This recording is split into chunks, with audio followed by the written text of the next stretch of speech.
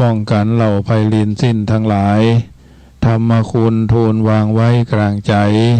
เพื่อช่วยให้หูทั่วถึงชั่วดีสังฆคุณทูลไว้ในชีวิตเพื่อช่วยพิษพ้นทุกข์เป็นสุขีโดยบุญอภิวันอัญชลีสวสดีโดยการนิรันดร์เทิน10 นิ้วกราบแนบใต้ไหวสาปารมีธรรมในครูบาอาจารย์พระมหาเถรานุเถระท่านเจ้าคณะพระสังฆาธิการทุกรูปทุกตนขอความสุขความสวัสดีในธรรมะแห่งองค์สมเด็จพระสัมมาสัมพุทธเจ้าจงมีแก่บรรดาศรัทธาสาธุชนท่านผู้ฟังทุกท่านที่ได้มีโอกาสเปิดเครื่องรับฟังรายการเสียงธรรมก่อนรับตาตั้งสถานีวิทยุเพื่อการศึกษาพระพุทธศาสนาและวัฒนธรรม FM ความถี่ 104.50 เมกะเฮิรตซ์วัดหวายหินตำบลสุเทพอำเภอเมืองจังหวัดเชียงใหม่ดำเนินรายการโดยอัตมาภาพพระมหาประสิทธมาภินันโทเจ้าวาดวัดยังคำประธานหน่วยอบรมประชาชนประจำตำบลมะกอกเบอร์โทรศัพท์ติดต่อประสานงานที่ 0861875325 เป็นประจำเมื่อค่ำยามคืนหรือเมื่อค่ำยามแรงของวันจันทร์วันกังการวันพุธวันพฤหัสวันเสาร์วันอาทิตย์เวลา 19:00 ถึง 20:00 โดยประมาณวันอังคาร 19:00 ถึง 20:00 ถึง 4:00 เป็นรายการที่ยาวบางทีญาติโยมอาจจะได้ยินเพลงบางทีก็จะเป็นเทปเก่าที่ออกไปสลับรับเปลี่ยนกันในเทปที่ช่วงรายการเนาะที่คณะกำลังนี่เป็นรายการสดจัดจากวัดยังคำวันนี้เป็นวันศีลเป็นวันพระญาติโยมเมืองแรกนี่ก็พากันบูชาไฟไหว้พระน้อมนมัสการคุณพระพุทธเจ้าพระธรรมพระสงฆ์พุทธคุณธรรมคุณสังฆคุณเป็นมังคละกับตัวกับตนเฮาพากันกราบอรหังสัมมาสัมพุทโธภะคะวาพุทธังภคะวันตังอภิวาเดมิกราบสวากขาโตภะคะวตาธัมโมธัมมังนะมัสสามิกราบสุปฏิปันโนภะคะวะโตสาวกสังโฆสังฆังนะมามิกราบมาตาปิตุคุณังอหังวันตามิกราบคุณูปการโรวันทามิกราบได้กราบคุณพระพุทธได้กราบคุณพระธรรมได้กราบคุณพระสงฆ์ได้กราบคุณพ่อคุณแม่คุณครูบาอาจารย์เป็นลำดับลำดาต่อไปก็ปากันสวดพุทธคุณธรรมคุณสังฆคุณนะโมตัสสะภะคะวะโตอะระหะโตสัมมาสัมพุทธัสสะนะโมตัสสะภะคะวะโตอะระหะโตสัมมาสัมพุทธัสสะนะโมตัสสะภะคะวะโตอะระหะโตสัมมาสัมพุทธัสสะพุทธังสรณังคัจฉามิธัมมังสรณัง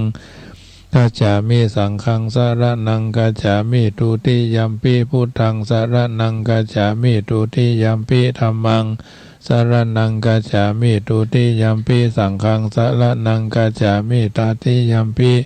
พุทธังสรณังคัจฉามิตติยัมปิธัมมังสรณังคัจฉามิ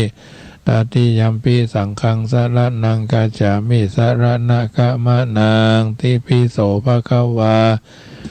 อรหังสัมมาสัมพุทโธวิชาจารณะสัมปันโนสุขโตโลกวิทูอนุตตโลภูริสาธัมมาสาลาธิ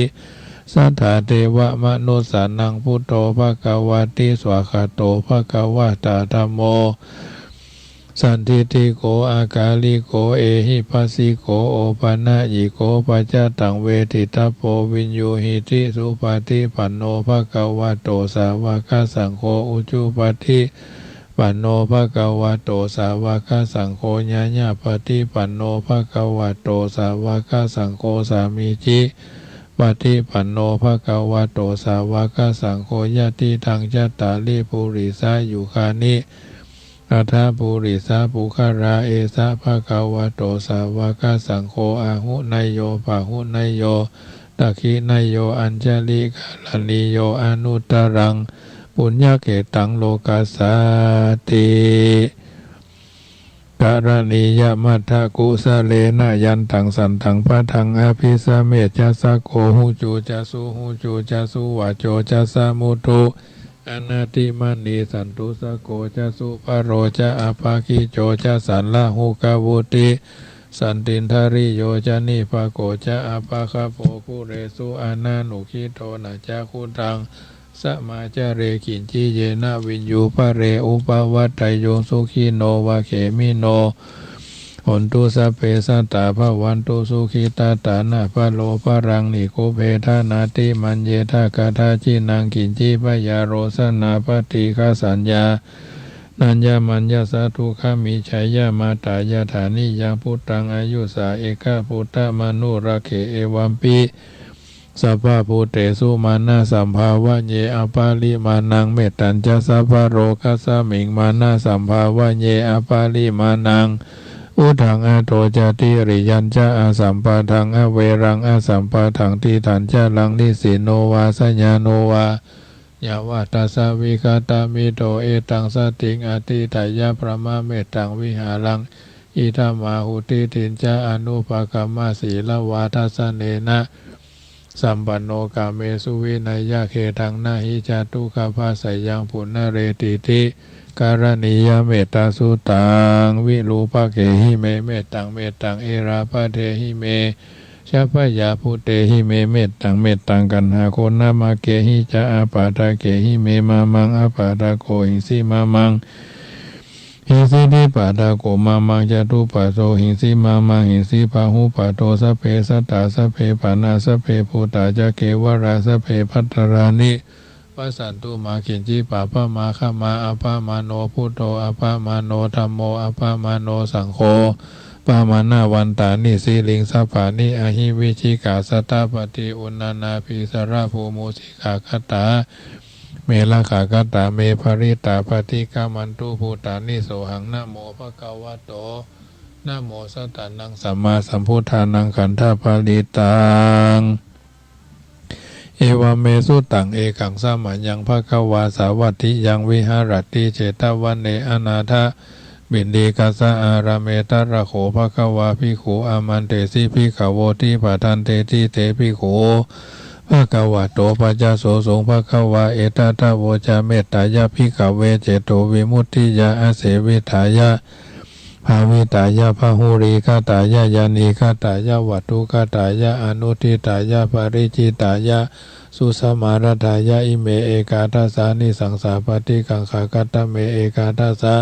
สุขังสุปฏิสุขังปฏิพุชตินาปาปะขังสุปินังปัสสติมนุสานังปิโยโหติอามานุสานังปิโยโหติเทวตาระขันตินัสสะอาคิวาวิสังวาสถังวากามติตุวะตังจิตังสมาธิยะมุขวันโนวิปัสสิทติอาสัมมุลลาโอกาลังกโรติอุตริงอุปาติวิจันโตภมโรอุปโคโหติเมตตาอุปโคโหติภวตุสัพพมังคลังละกันตุสัพพเทวตาสัพพทุกสัพพพุทธานุภาเวนะสัทธาสุธีภวันตุเตภวตุสัพพมังคลังละกันตุสัพพเทวตาสัพพธรรมานุภาเวนะสัทธาสุธีภวันตุเตภวตุสัพพมังคลัง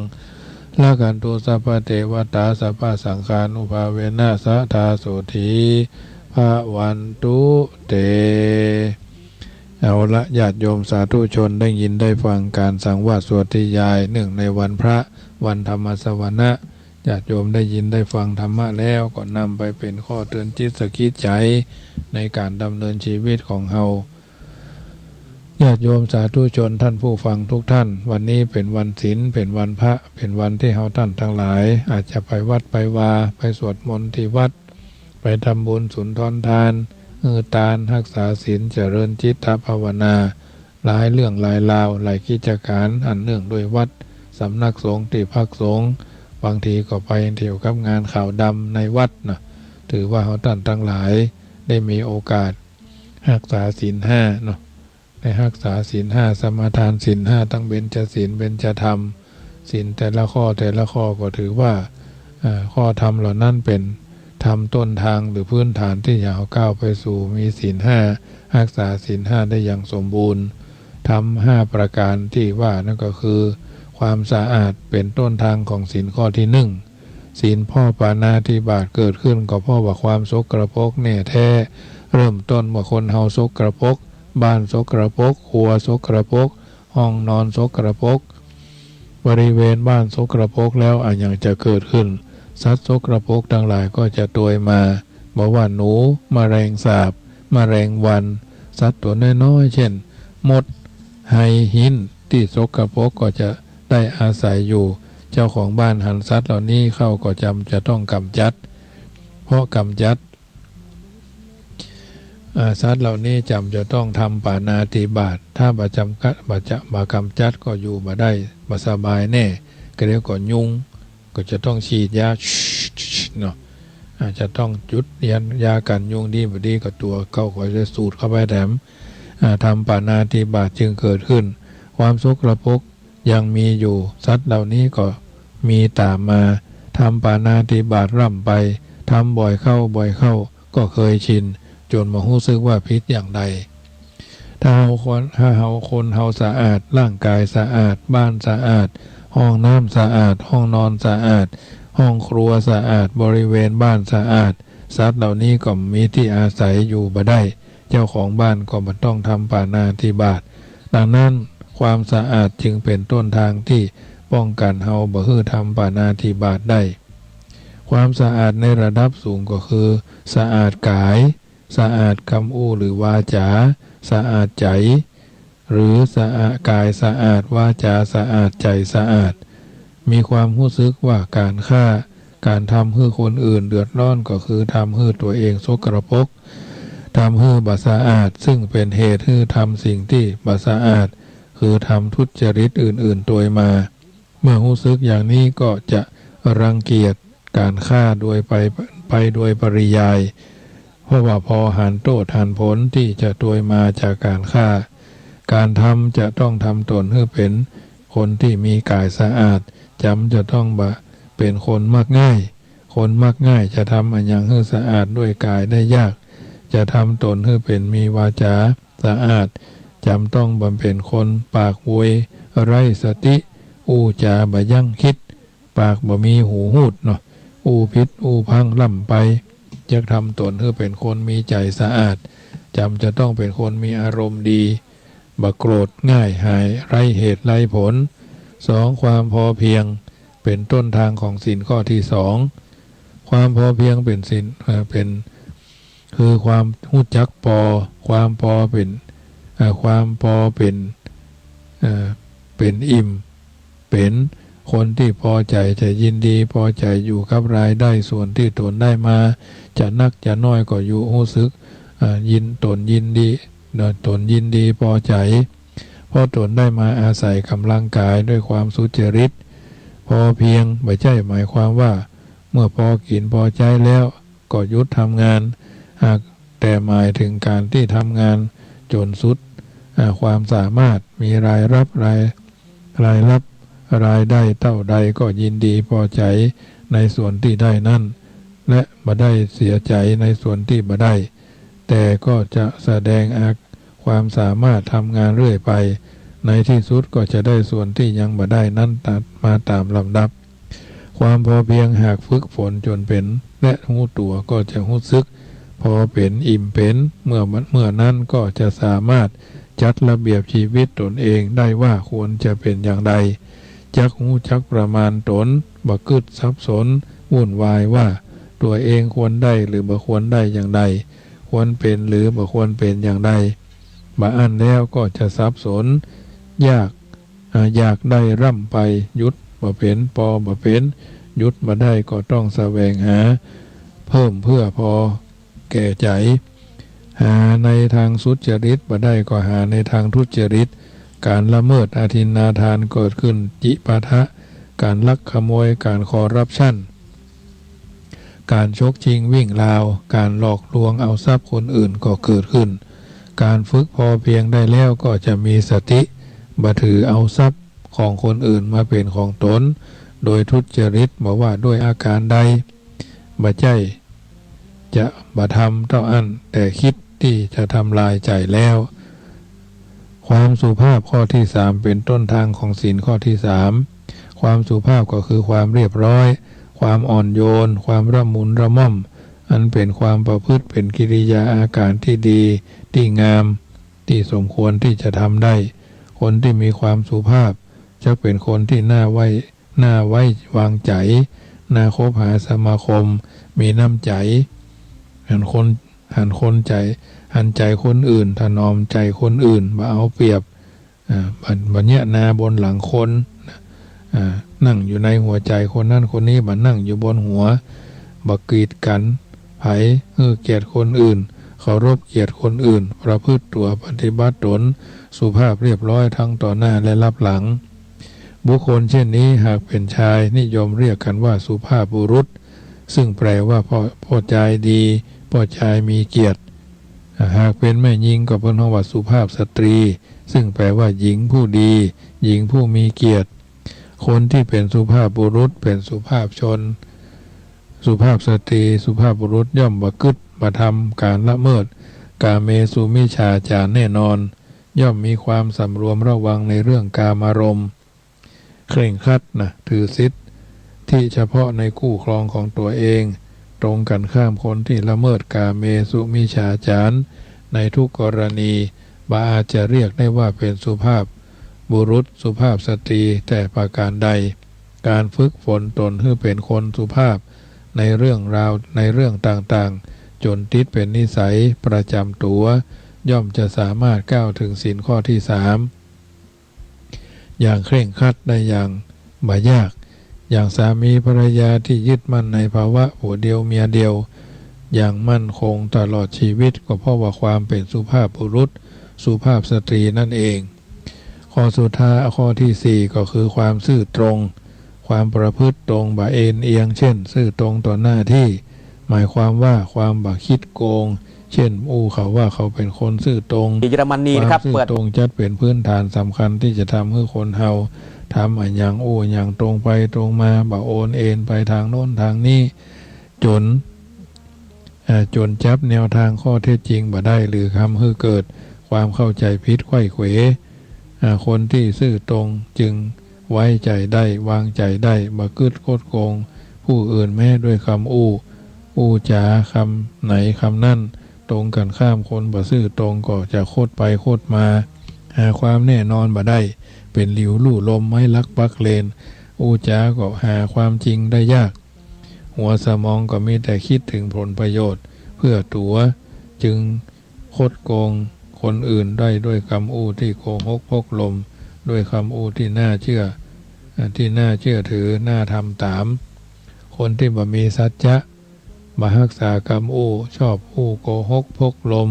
ล้วนแล้วแต่เป็นคนที่บ่ซื่อตรงทั้งนั้นถ้าซื่อตรงจะรักษาสัจจะแต่คำจริงแต่คำรักษากรรมบ่โกหกพดเท็จเชื่อถือได้ไว้ใจได้ดังนั้นความซื่อตรงจึงเป็นเหตุสำคัญที่จะรักษาศีลข้อนี้คือบริสุทธิ์ได้ตลอดการฝึกฝนตนให้เป็นคนซื่อตรงบ่คดโกงบ่หันแก่ประโยชน์ส่วนตัวด้วยความตั้งใจแน่วแน่ที่จะดำรงอยู่ได้ในสุจริตธรรมแต่คำจริงคำไพเราะอ่อนหวานเป็นต้นความมีสติศีลเป็นต้นทางของศีลข้อที่ห้าศีลข้อที่ห้าความระลึกคือความมีสติความระลึกได้ความนึกได้ความบ่หลงลืมในการที่จะบ่มัวเมาคนมีสติจึงระลึกนึกถึงได้อย่างบ่หลงลืมบ่พังเผลอบ่มัวเมาเมื่อมีสติอยู่ก็จะนึกกึศพิจารณาไตร่ตรองอยู่ตลอดเวลาถึงการกระทำการจาและการคิดของตนว่าถูกผิดควรบ่ควรดีบ่ดีอย่างใดเมื่อหันว่าผิดบ่ควรบ่ดีก็จะเว้นเสียทำพูดคิดแต่สิ่งที่หันว่าบ่ผิดเป็นสิ่งควรเป็นสิ่งดีเท่านั้นดังนั้นคนมีสติจึงสามารถ สามารถบัดแตะบัดต้องสุรายาเมาฝิ่นเฮโรอีนกัญชาสิ่งเสพติดน้ำหล่อยาเมาตลอดถึงเหล้าบุหรี่กัญชาเฮโรอีนยาม่ายาอียาไอบัดต้องชี้นำอันยังและเมื่อเสพสิ่งเหล่านั้นมาด้วยขาดสติหลงไหลพังเผลอในตอนแรกเมื่อได้สตินึกได้พิจารณาว่ามันบดีมีแต่โทษแต่ตามีแต่ปัญหาตัวมาก็จะสามารถรวบรวมพลังเลิกละทิ้งด้วยความตั้งใจแม้จะยากเย็นอย่างใดก็พยายามบรรลุละในที่สุดก็เอาชนะได้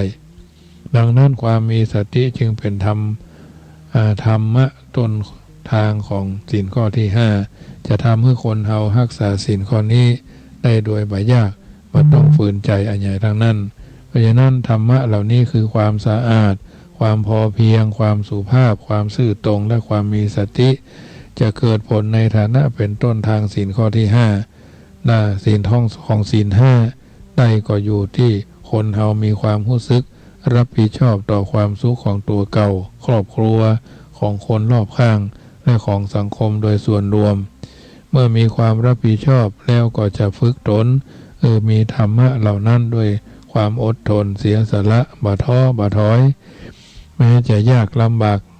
พ่องก็บ่ละทิ้งฝึกฝนตนเองจนเกิดความเคยชิน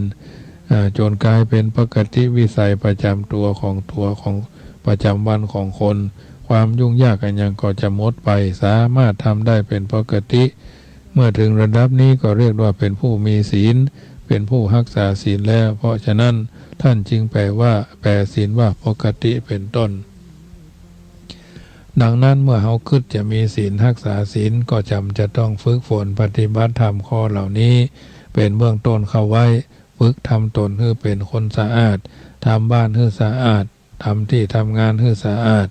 รวมถึงแนะนำคนในครอบครัวในที่ทำงานให้รักษาความสะอาดให้รักษาความสะอาดกันให้รักความสะอาดให้รักษาความสะอาดและเมื่อสะอาดได้ก็ฝึกฝนต่อไปโดยรู้จักพอเพียงยินดีปฏิบัติตนเป็นเพราะแบบพอเพียงบ่ทะเยอทะยานอยากได้ในทางที่บ่ชอบประกอบอาชีพไปตามความรู้ความสามารถเก็บหอมรอมริบตั้งเนื้อตั้งตัวฝึกฝนความเป็นคนมีระเบียบตั้งอยู่ในระเบียบในทุกเรื่องเมื่อพอเพียงและมีระเบียบดีแล้วก็ฝึกฝนให้เป็นคนสุภาพเป็นคนอ่อนน้อมระมุนระม่อมรักษาเกียรติรักษาชื่อเสียงของตนต่อไปจากนั้นก็ปฏิบัติตัวเป็นคนซื่อตรงบ่คดโกงบ่หน้าไหวหลังหลอกจริงกอกหลอกลวงบ่โกหกพกลมบ่ทำให้ไผเดือดร้อนด้วยกรรมอู้ที่บ่แต้และมีสติครองตัวบ่มัวเมาบ่หลงติดสุราเมลัยสิ่งเสพติดทั้งปวงฝึกอย่างนี้จนเกิดความเคยชินเป็นเรื่องเป็นปกติในชีวิตประจำวันก็จะเกิดอานิสงส์แก่ตนยิ่งใหญ่เพราะการปฏิบัติตัวหลังจากฝึกเช่นนี้แล้วได้ชื่อว่าเป็นคนมีศีลแล้วเป็นคนรักษาศีลแล้วย่อมจะได้รับอานิสงส์แห่งศีลอย่างสมบูรณ์เป็นต้นญาติโยมสาธุชนท่านผู้ฟังทั้งหลายได้ยินได้ฟังน้ำธรรมคำสอนในส่วนนี้แล้วเป็นจะได้พ่องในการฟังธรรมะในค่ำคืนของวันศีลวันพระอู้เรื่องศีลศีลเป็นบรรทัดฐานศีลเป็นเบื้องต้นญาติโยมได้ยินได้ฟังแล้วก็โทรศัพท์ทักทายกันเข้ามาเนอะช่วงนี้ก็จะประชาสัมพันธ์ข่าวสารงานบุญว่าวันที่5ถึงวันที่11ธันวา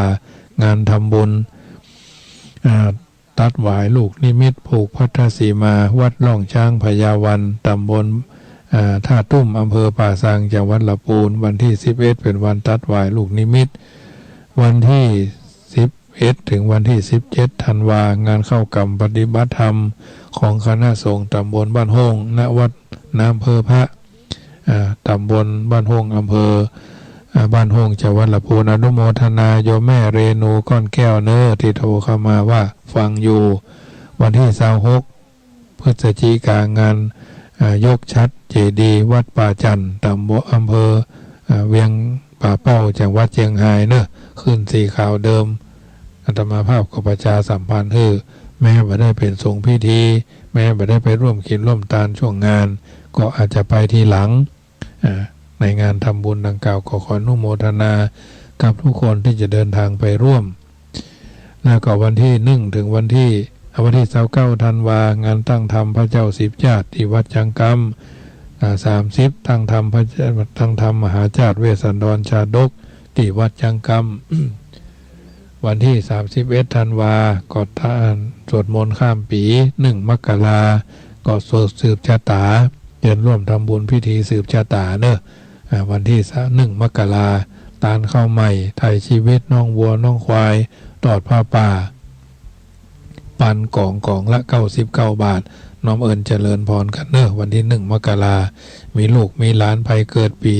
ฉลูวัวก็มาช่วยกันไถ่ชีวิตน้องวัวนะจำนวน9 ตัว9 ตัวถ้าจะเป็นเจ้าภาพเป็นตัวละ 19,000 บาทไปที่เกิดปีวัวรวมกัน5 คน10 คน10 คน20 คน30 คนสักตัวหนึ่งก็ได้เพื่อจะให้เป็นสัตว์ที่ปลดปล่อยจากการถูกฆ่าจากโรงฆ่าสัตว์วันที่1 มกราเนอะ29 ธันวานี่เทศธรรมเจ้าสิบชาติเมื่อค่ำกวนข้าวติ๊บไผ่มีงาขาวงาดำข้าวสารกล้วยอ้อยเป้าตาลก็เอามาร่วมได้ ในวันที่ก่อนงานเนาะเมื่อค่ำยามแรงของวันที่29ก็เทศธรรมวันที่30มาเจ้าตี 5ก็เริ่มฟังธรรมมหาชาติเวสสันดรชาดกญาติโยมที่อยู่ในรัศมีบ่เกิน15 กิโล20 กิโลนี่ก็จะเอารถไปฮับเนาะแล้วก็ต้องฟังธรรมจนจบแล้วก็จะเอารถไปส่งมาตี 4 ตี 5ปิกก็2 ทุ่มทุ่มปลายเนาะกินข้าวน้ำข้าวงายที่วัดจังกำข้าวตอนวัดจังกำข้าวแรงที่วัดจังกำก็ได้เพราะฉะนั้นช่วงนี้ญาติโยมมีโอกาสก็โทรกันเข้ามาเนอะจะเป็นเจ้าภาพก็ได้ฟังธรรมมหาชาติเป็นเจ้าภาพพระเจ้าสิบธรรมพระเจ้าสิบชาติก็12 ผูกละ 1,000 บาทธรรมมหาชาติ14 ผูกละ 2,500 บาทกันที่5ก็มีเจ้าภาพที่เชียงใหม่เนาะกันที่9ก็มีเจ้าภาพพ่อนันไวครับแม่สุมาลีกัลยาเป็นต้นเป็นประธานกันที่9กันมัดสีเนอะปีวอกแล้วก็กันที่5ในปีมะรงโยมพี่เชียงใหม่เป็นเจ้าภาพญาติโยมจะร่วมกันเป็นเจ้าภาพก็ได้จะซื้องาขาวตะกี้ก็โยมแม่บัวพัดเวียงคุมกามเพิ่นเอางามาร่วมจัดจ่ายทำบุญเดินไปเอวหาแม่เพิ่นที่เมืองลี่ก็ขออนุโมทนาไว้ณที่นี้ด้วยเนอะญาติโยมที่ฟังขึ้น104อยู่ก็โทรศัพท์มาในวันพุธมาเจ้าก็ปะกันอยู่เนอะ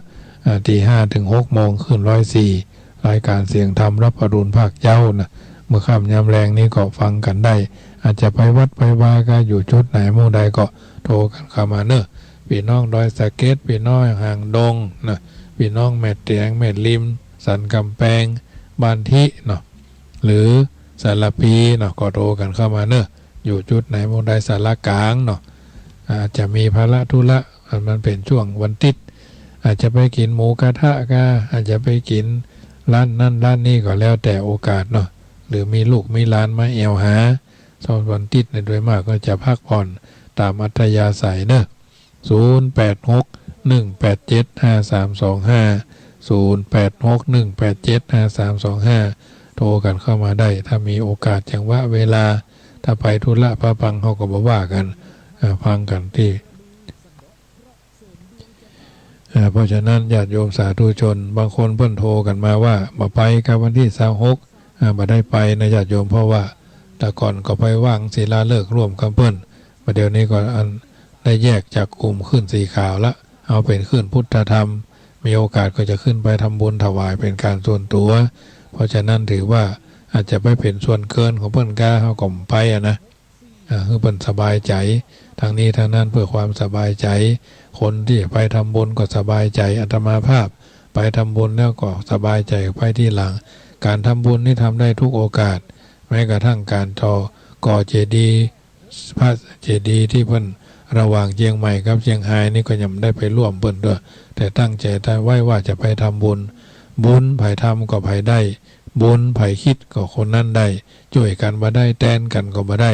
ไผ่ทำก็ไผ่ได้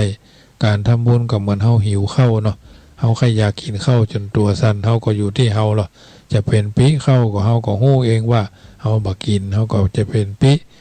เฮากระหายน้ำเฮาบ่ดื่มน้ำเฮาก็บ่หายกระหายเช่นเดียวกันทำบุญคือได้ถึงบุญแท้ๆใจดีคือได้ไหว้พระพุทธใจบริสุทธิ์คือได้ไหว้พระธรรม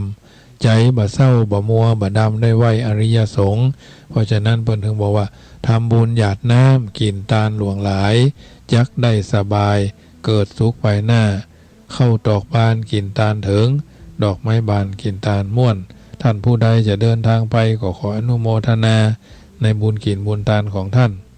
คนใดบ่ได้ไปก็อยู่ทางบ้านก็ร่วมด้วยช่วยกันเพราะฉะนั้นเพิ่นบอกว่าลงป่าลึกล้ำจนน้ำตาไหลยังหาทางไปปิกปอกคืนเย้าลงจิตลงใจไปไก่แท้เจ้าจ้างปลามัวเมาหลงลึกจิตใจสำคัญนั้นเกินอย่างตึกฝึกใจมั่นอย่าคลอนลงลึกไปแล้วยากสุดจะถอนลงป่าแน่นอนปิกปอกคืนได้ลงจิตลงใจคืนยากแต่ใบลงก้าวสู่ไฟนรกใจต่ำดำหนอขอรีบยกอย่าตกอำนาจเงินตราของย่องแต่งใจเครื่องครัววัฏฐามันจักนำปาใจนาลิงลู่กิเลสตัณหาเอาธรรมะเข้าสู้อย่าลงไปจูยอมการถ้าใจเฮาหนิมบ่ไหวสะท้านยักสุขเสี่ยงท่านเนินนายใจนั่นใหญ่นักมากกว่าร่างกายอะหยังอายฝึกใจมั่นฝึกใจมั่นอันเนี้ยญาติโยมสาธุชนท่านผู้ฟังทั้งหลายอย่ารอช่อดอกไม้อย่ารอความรักอย่ารอความดีอย่ารอคนดีแต่จงเป็นคนปลูกต้นไม้เองบ้างจงมอบความรักแก่คนอื่นบ้างจงลงมือทำเองบ้างรักษาความดีเองบ้างจงเป็นผู้ให้ก่อนแล้วเราจะได้รับส่วนที่ดีๆกลับมาทำคำสอนส่วนนี้ถือเป็นนิทัศนะอุทาหรณ์เป็นปฏิภรณ์ให้ญาติโยมสาธุชนฟังอยู่ทางบ้านนำไปเป็นข้อเตือนจิตสกิดใจยักมาได้ทารามผิดพลาดคาดเคลื่อนจากความเป็นจริงวันนี้เป็นวันศีลเป็นวันพระเพิ่นบอกว่าสิ่งที่เหมาะสมกับตัวเองควายก้มลงตรงดินหวังกินหญ้าวางพิซซ่าอาหารดีไม่มีสนลักษณะประเด็นเห็นแยบยลเป็นของคนนอกหนทางที่สร้างมาธรรมชาติธาตุขันธ์มันกำหนดหญ้าเขียวสดปรากฏเหมาะจึงเสาะหาเลิกมโนโง่เขลาเบาปัญญาเดี๋ยวจะว่าอาหารดีที่นี้ยังเมินควายมันกินหญ้าต่อเอาพิซซ่าไปมันก็บ่กินมันบ่ได้โง่นะแต่แค่รู้ว่าไม่เหมาะกับมันเท่านั้นเองหากตายลับไปรับบ่ตื่นในคืนนี้ยักบ่มีเรื่องอะไรในสังขารวางทรัพย์สินภาระล้วนบริวารล้วนลูกหลานบ้านนารถคืนโลกไปข้อต้นทุนบุญกุศลที่สร้างสมพาสู่แดนสุขบรมสว่างไสวมีที่พึ่งเพียงพระรัตนตรัย